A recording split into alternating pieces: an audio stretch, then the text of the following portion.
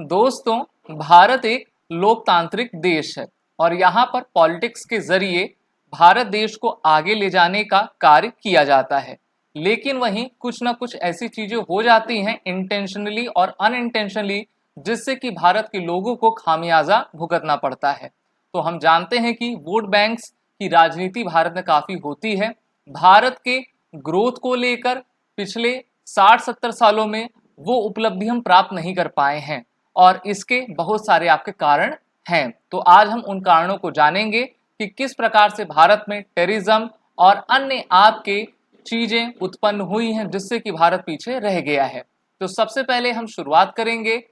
पंडित जवाहरलाल नेहरू के साथ। वर्ष 1947 में जब भारत आजाद हुआ तो भारत के सामने एक सबसे बड़ा प्रश्न जम्मू कश्मीर का था और वहां पर जो शेख अब्दुल्ला थे उनके द्वारा ये कहा जा रहा था कि जम्मू कश्मीर एक इंडिपेंडेंट स्टेट रहेगा, लेकिन भारत ये स्वीकार नहीं कर रहा था। जम्मू कश्मीर की कमान जो है हमारे पंडित जवाहरलाल नेहरू ने संभाली और उनके द्वारा भारत पाकिस्तान का वर्ष 1948 का जो युद्ध था उस युद्ध को इन्होंने यूनाइटेड नेशंस में चुनौती दी और एक प्रकार से सीज फायर करवा दिया और फिर पूरे जम्मू कश्मीर में धारा 370 और 35 से आपकी थोप दी, जिससे कि एक परिवार को सबसे अधिक आपका लाभ हुआ। वहीं पर जम्मू कश्मीर की पूरी पब्लिक एक प्रकार से टेररिज्म की ओर आपकी अग्रसर होती चली गई। तो सबसे बड़ी समस्या, सबसे बड़ा अगर हम गलत निर्णय कहें तो ये जवाहरलाल नेहरू का जम्मू कश्मीर के धारा 370 और 35 से संबंधित रहा है। इसी के साथ वर्ष 1962 में भारत और चीन की लड़ाई हुई और ये चीन ने भारत के ऊपर आक्रमण किया और भारत के लाखों स्क्वायर किलोमीटर के एरिया को आपका कब्जा कर लिया था। उन्होंने आपके कई इलाकों, मेनली पूरे तिब्बत को जो है अपना कब्जा कर लिया, लेकिन नेहरू जी की काफी लचर रणनीति रही थी और उन्होंने भारतीय फौजों को पूरा खुला आदेश नहीं दिया था। उनके द्वारा कहा गया था कि no use of Indian Air Force in the 1962 war और इससे भारत काफी आपका इस युद्ध में पीछे चला गया। तो हम कह सकते हैं कि वो वर्ष 1962 का जो युद्ध था वो मिलिट्री हार नहीं बल्कि एक पॉलिटिकल हार थी और वहां पर नेहरू जी के द्वारा विजनरी एक्शन आपका नहीं लिया गया था। उस युद्ध में भारत की तरफ से लगभग 12,000 ट्रूप्स थी, 80,000 चाइनीज ट्रूप्स थी और डिस्प्यूटेड टेरिटरी जो 3225 किलोमीटर अलोंग हिमालयन बॉर्डर थी वही मेन कंसिक्वेंसेस आपका बना हुआ था। भारत की तरफ से 1383 हमारे सैनिक उसमें हताहत हुए, शहीद हुए। वहीं पर चाइना की तरफ से उनके 1047 लोग आपके घायल हुए थे और भारत की सबसे बड़ी हार उसमें आपकी देखी गई थी और उसका सबसे बड़ा कारण ये था कि हिंदी चीनी भाई भाई का नारा जवाहरलाल नेहरू ने दिया और उनके द्वारा चीन की जो आपकी काफी कुंसित मानसिकता थी उसको ये पहचान नहीं सके। इसी के साथ नेहरू जी के द्वारा इकोनॉमी पर जो है इनके द्वारा जो आपका निर्णय और स्टेप लिया गया था वो भी भारत को एक प्रकार से पीछे ले जाने वाला था। इनके द्वारा कैपिटलिज्म को ना चुनकर सोवियत मॉडल के सोशलिस्ट आइडियोलॉजी को आपका चुना गया और इस तरीके से इनके द्वारा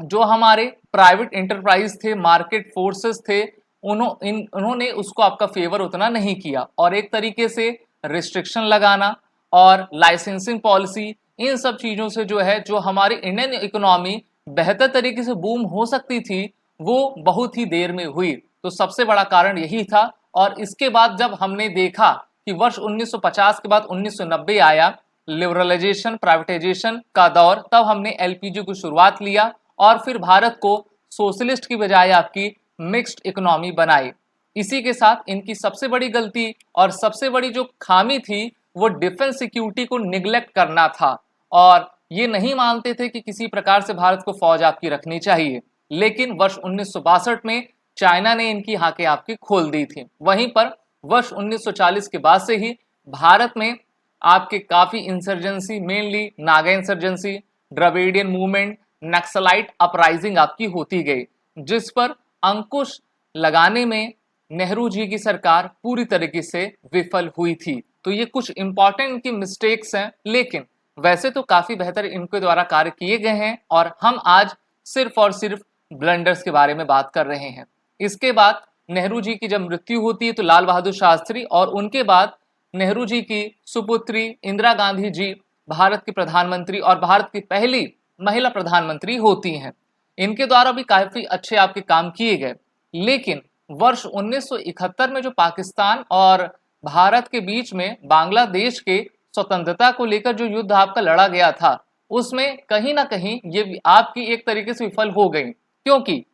वर्ष 1947 में भारत पाकिस्तान का विभाजन सामुदायिक आधार पर आपका हुआ था और भारत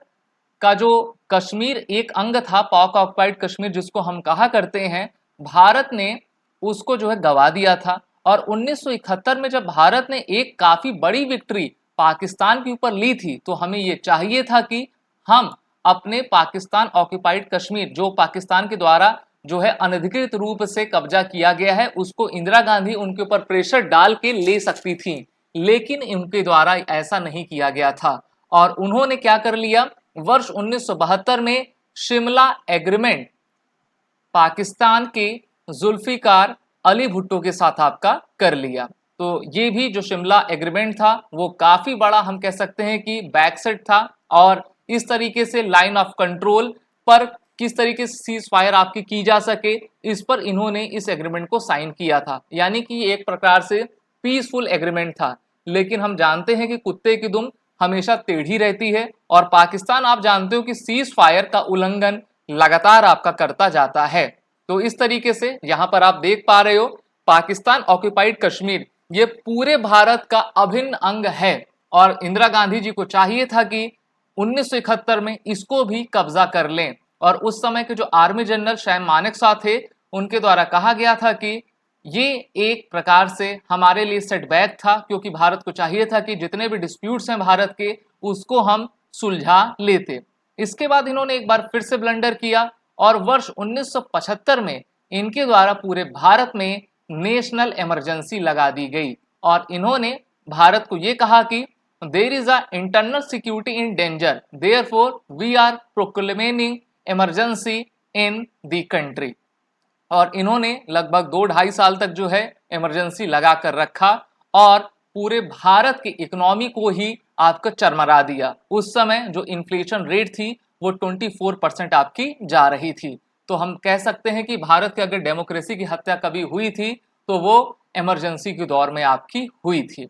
इसके बाद वर्ष 1984 में ऑपरेशन ब्लू स्टार आपका किया गया। अब ऑपरेशन ब्लू स्टार क्यों किया गया, तो जिस व्यक्ति को आप यहाँ पर सामने देख पा रहे हो इसका नाम है भिंडरावाला। एक प्रकार से कुख्यात व्यक्ति था और इसको सपोर्ट समर्थन और इसको बढ़ावा कांग्रेस की सरकार ने दिया। और जब ये कांग्रेस के सरकार के विरोध में जाने लगा और इस भिंडरावाला के द्वारा स्वर्ण मंदिर में उस समय के पंजाब के डीआईजी को जो है आपका गोली मार दी गई थी और पुलिस में इतना खौफ था भिंडरावाले का कि किसी भी पुलिस वाले ने लगभग 7-8 घंटे तक हिम्मत नहीं की कि वो स्वर्ण मंदिर में जा सके। फिर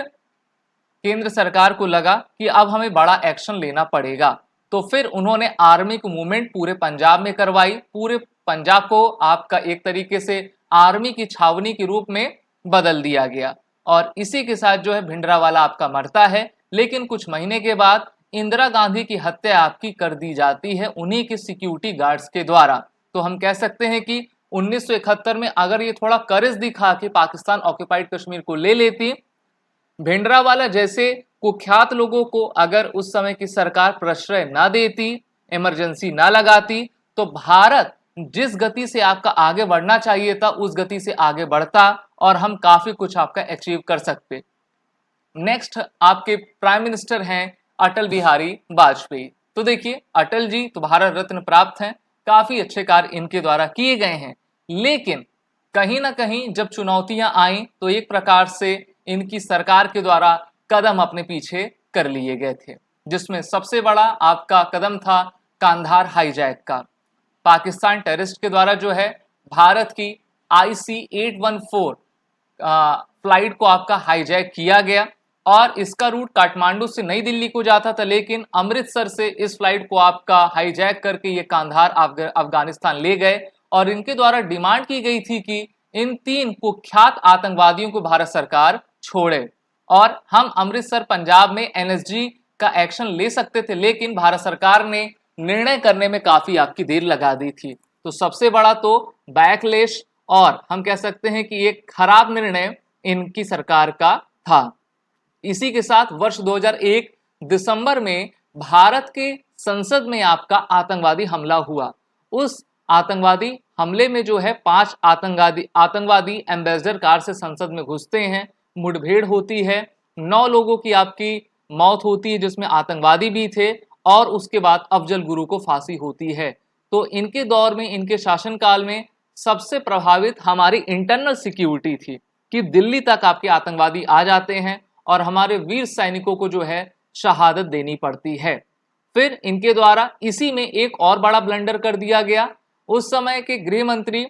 लाल कृष्ण आडवाणी थे, उन्होंने पार्लियामेंट में जोश जोश में ये कह दिया कि हम ऑपरेशन पराक्रम करेंगे और पाकिस्तान की तरफ जो है कूच करेंगे। देखिए, कभी भी जोश में जो है होश नहीं खोना चाहिए और उस समय की अटल बिहारी वाजपेयी के नेतृत्व में जो सरकार थी उनके द्वारा यही बड़ी गलती कर दी है और भारत के जितनी हमारी आर्मी थी उनका मोबिलाइजेशन पाकिस्तान के बॉर्डर में आपका होने लगा, जिसमें सबसे बड़ी गलती हमारी ये थी कि हम तेजी से मोबिलाइजेशन नहीं कर पाए, क्योंकि जब भी हमारे आर्मी ट्रूप्स को एक जगह से दूसरी जगह जाना पड़ता है तो हमको ये चाहिए कि हम पहले से अपना पूरा माइंड मैपिंग कर सके, लेकिन सरकार के द्वारा सख्त निर्देश थे और इसमें आपके बहुत ज़्यादा कैजुअलिटी हमारे जवानों को उस समय हो गई थी। तो ये ब्लंडर्स हैं जो कि भारत के प्राइम मिनिस्टर के द्वारा की गई हैं। अच्छे काम तो किए ही जाते हैं, लेकिन जो गलत काम है उनके द्वारा हम ये सीखें कि उनको हमको फिर से रिपीट नहीं करना है। अगर आपके जो भी सुझाव हैं आप सभी कमेंट बॉक्स में ज़रूर करें। साथ ही साथ अगर आपको ये वीडियो अच्छी लगी हो तो इसको लाइक शेयर ज़रूर करें और हमारे फैक्ट क्लिकर के इस चैनल को सब्सक्राइब ज़रूर कर दें।